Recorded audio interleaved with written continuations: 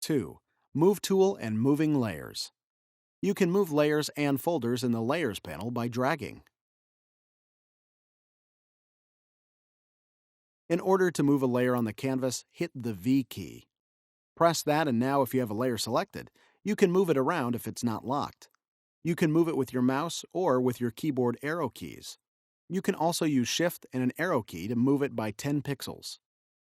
To select a layer from the canvas and not from the Layers panel, just hold Ctrl and left-click it on the screen. Check the right side, and you'll see it's going to be selected there as well. Use Ctrl-Shift and click to select multiple ones.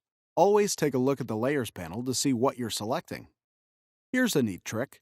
Say you're on the Brush tool, but you want to move a layer around.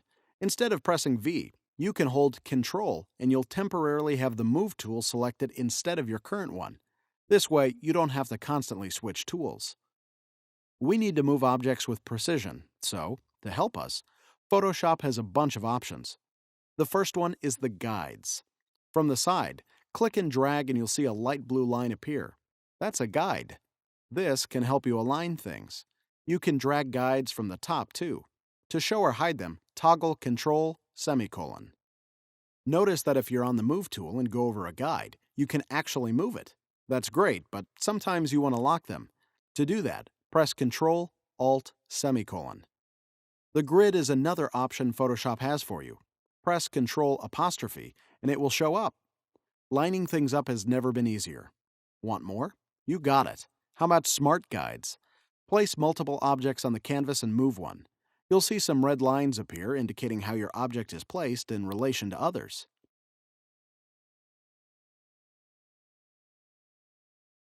If they don't show up, go to View, Show, Smart Guides.